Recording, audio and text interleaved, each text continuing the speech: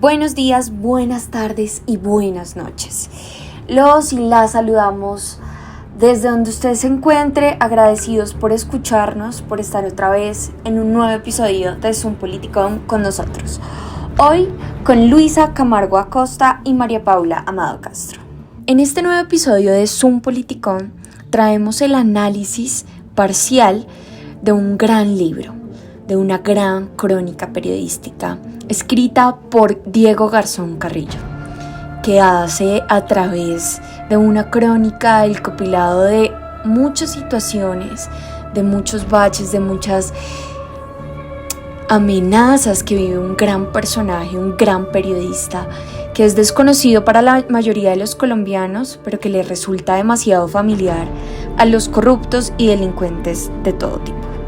Estamos hablando de nada más y nada menos que Ricardo Calderón Villegas, para hacer referencia a Diego Garzón y su libro Ricardo Calderón y el reportero invisible, que, como ya bien lo decía, a través de una crónica periodista, lo que va a hacer Diego es plasmar el nombre de Ricardo, que ya bien es desconocido por la mayoría de los colombianos, plasmar toda su trayectoria profesional y todo su trabajo investigativo detrás de los corruptos, delincuentes y violadores de los derechos humanos. Diego va a plasmar que Ricardo Calderón ingresa a la revista Semana como periodista de deportes y 26 años después llega a la dirección de esta misma. Las investigaciones que realizó Ricardo Calderón en su soledad como profesión, siempre desde el anonimato, por supuesto, y sin mayor representación, son auténticos hitos nacionales, pues estos han sido los encargados de llevar al cierre instituciones que se habían corrompido hasta la médula, como el Departamento Administrativo de Seguridad, que en su momento fue el DAS, o que privilegiaban a violadores de derechos humanos, como los militares detenidos en la cárcel de Tolemaida. Para este análisis parcial de este libro vamos a tener ciertos espacios en los que traeremos unos capítulos, haremos un análisis y queremos que usted oyenta, se quede con nosotros y pueda disfrutar, tanto como yo lo disfruté, como mi compañera lo disfrutó, este gran libro, este gran análisis. Si quieres saber más sobre este libro, lo invito a que se quede en este capítulo de Zoom Politicón, hoy con Ricardo Calderón, el reportero invisible. El primer capítulo se titula El atentado, en el cual Calderón nos cuenta cómo un día, cuando iba de Ibagué a Bogotá, sufrió un atentado.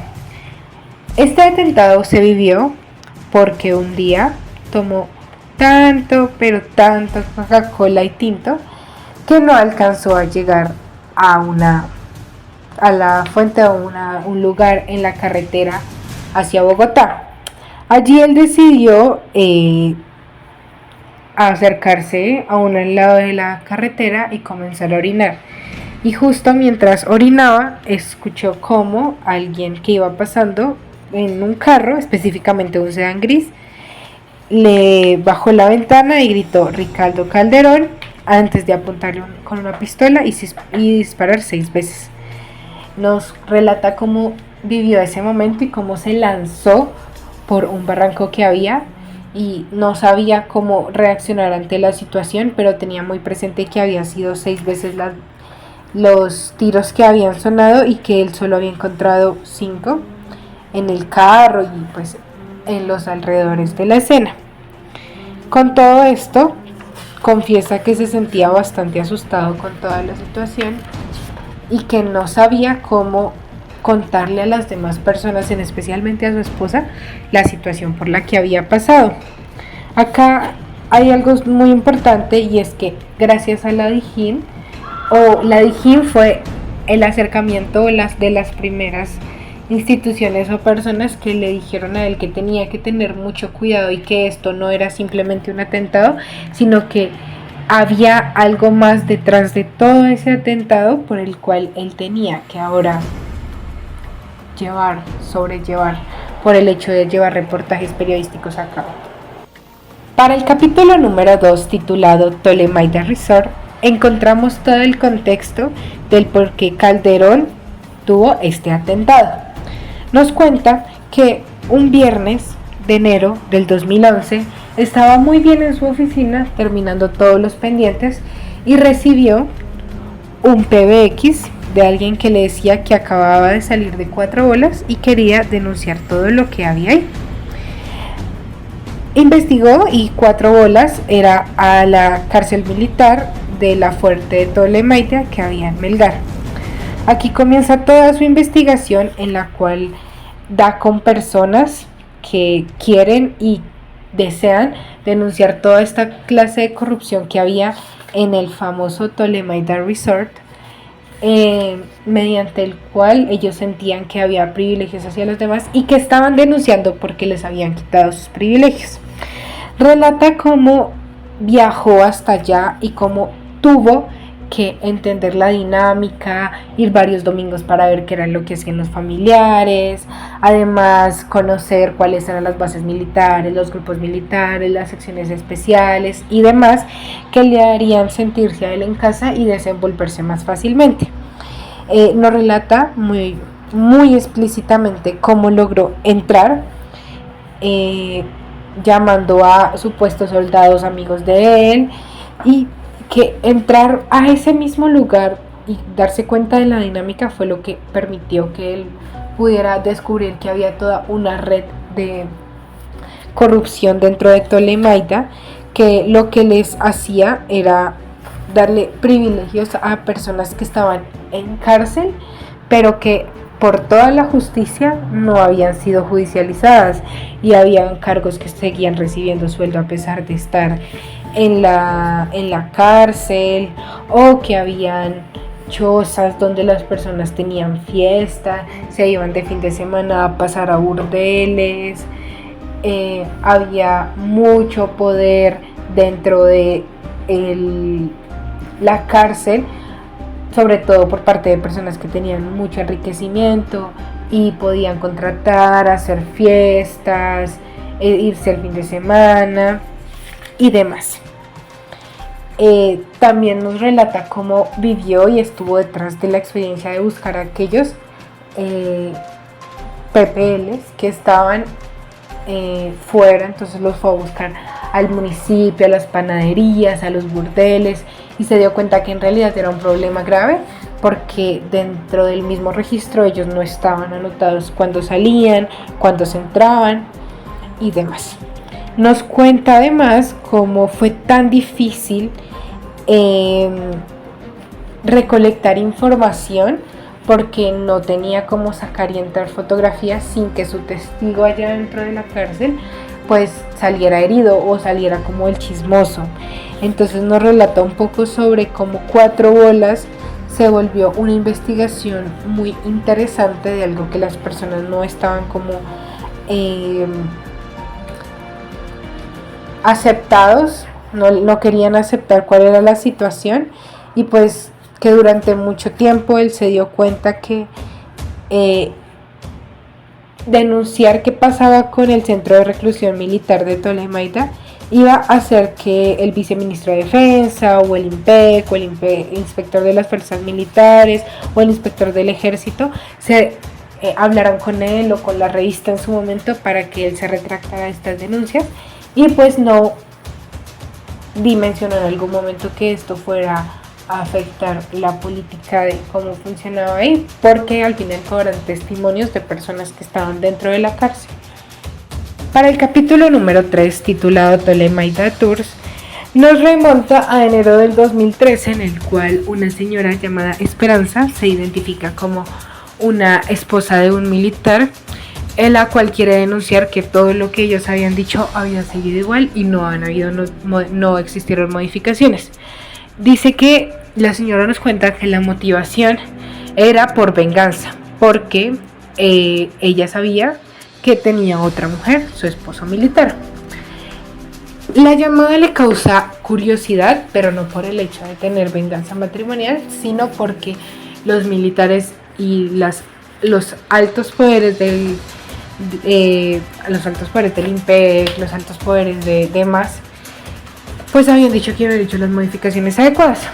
En la medida en que fue investigando, fue hasta Melgar, en Ptolemaida, y visitó los bares, visitó los lugares en los que habían encontrado, y dio con que se había hecho una fiesta para el 31 de diciembre en donde habían estado involucrados militares de la cárcel de Ptolemaida. Allí se enteró de que los generales le habían pedido a todas las personas que borraran las fotos de Facebook, que borraran las fotos de las redes sociales, porque mediante esas fotos se habían dado cuenta que todas las denuncias que había hecho Calderón habían sido ciertas. Y pues quería comprobar qué era lo que había pasado dentro de el recinto militar de Ptolemaida. Cuando ingresó buscando a un coronel, se dio cuenta que las chozas ya no estaban y que al parecer ya no era un centro vacacional, sino que las instalaciones habían sido remodeladas para simplemente alojar a los soldados que estaban ahí y no para darles vacaciones a los soldados. Pero cuando llegó con su sargento, que fue la persona que iba a ser su testigo, le comentó que pues en la práctica ellos seguían todavía recibiendo sueldo. Todavía habían muchos que tenían sus cédulas militares, o sea, no estaban reconocidos como PPL, pero además, como muchos de los que estaban en guarda eran bachilleres o suboficiales, pues no conocían que ellos estaban en presos, entonces se dejaban comprar por 20,000 o por 10,000 pesos y salían y disfrutaban de su fin de semana. Esta sargento le quería contar como todos los detalles, pero pues no quería que fuera, digamos, que otra vez reconocido, ya que muchos soldados habían reconocido a Calderón como el reportero que había denunciado toda esta situación. A raíz de la visita de Calderón al centro, se enteraron y en ese momento el general los regañó a todos los que estaban por haber publicado fotos en sus redes sociales en donde demostraban que salían y demás, y les dijeron que les iban a quitar los permisos en su momento. Afortunadamente Calderón logró publicar de nuevo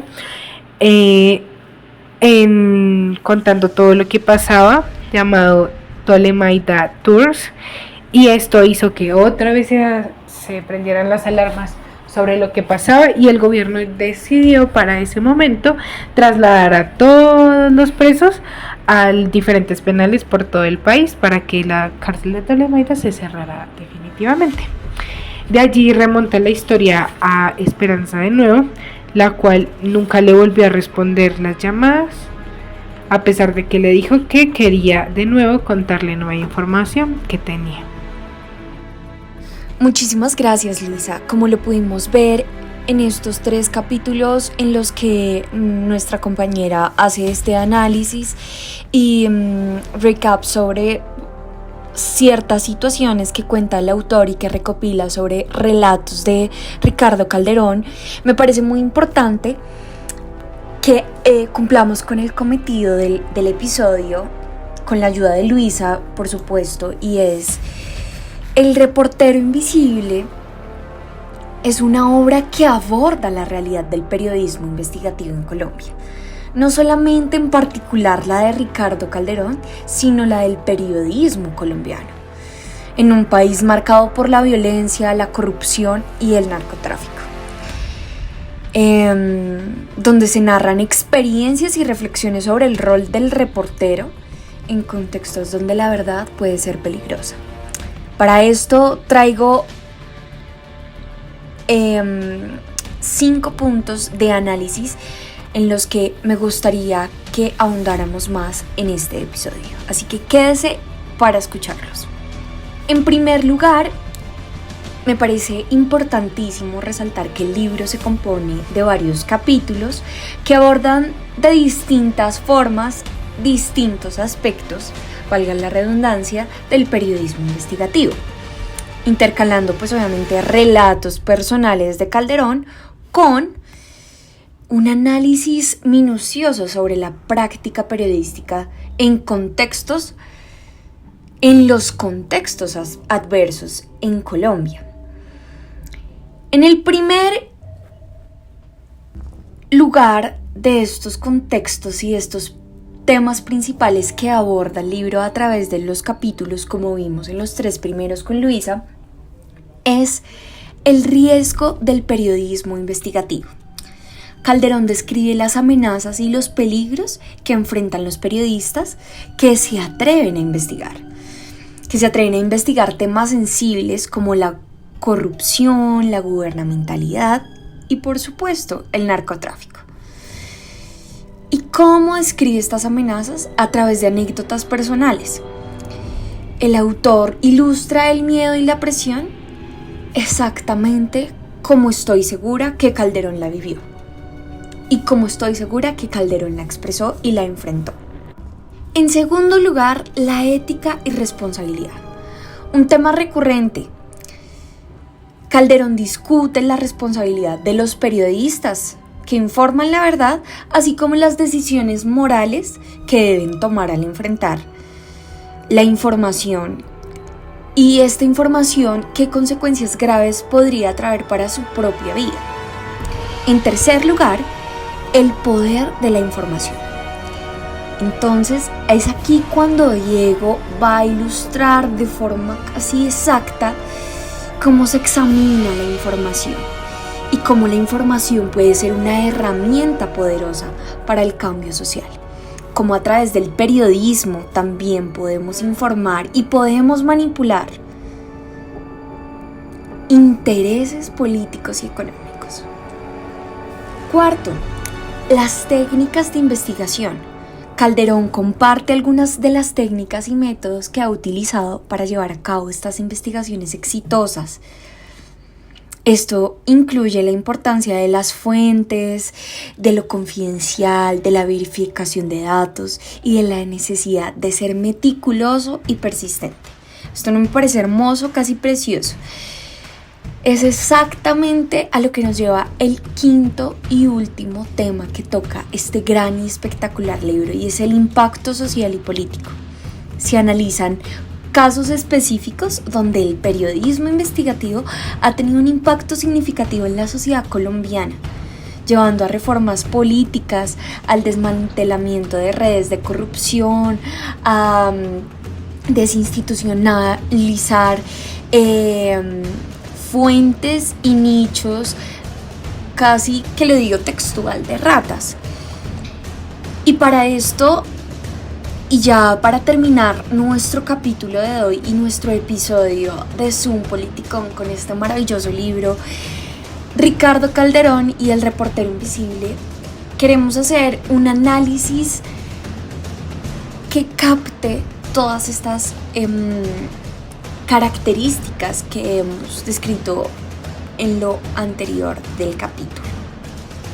Para esto, Luisa, si estás de acuerdo, voy a hacer un análisis medio rapidito sobre el estilo y la narrativa de este libro, y es que es directo y claro, conciso, lo que facilita un montón la comprensión de temas complejos, como es nuestra realidad colombiana. Y desde una narrativa que es absorbente, especialmente cuando relata sus experiencias personales, no sé si te pasó, lo que aporta es una dimensión humana, emotiva a la obra de Diego. En segundo lugar, pues la perspectiva crítica.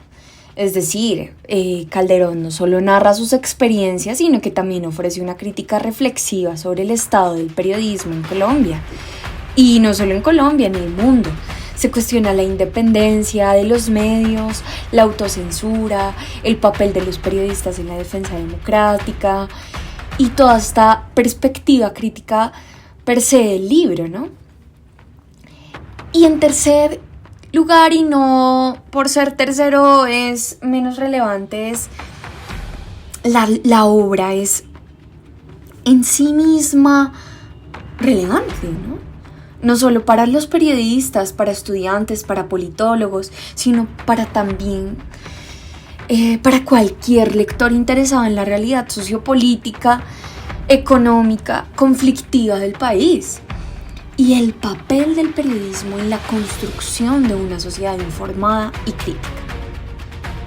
Con esto, queridos y queridas oyentes, nos despedimos con una breve conclusión sobre el reportero invisible Ricardo Calderón, y esto es un testimonio valioso de la valentía y la determinación que requiere el periodismo investigativo en contextos peligrosos y no peligrosos. Calderón nos ofrece una mirada profunda y honesta sobre los desafíos y las recompensas de buscar la verdad. Sobre todo en un mundo donde esta misma es a menudo silenciada. Como conclusión, esto es una lectura imprescindible para entender la importancia del periodismo libre y comprendido en la lucha contra la injusticia y la corrupción. Esto es todo por hoy y esto es todo en este capítulo de Zoom Politicón con Luisa Fernanda Camargo Acosta y María Paula Amado Castro, quien les habla. Que estén muy bien, hasta luego.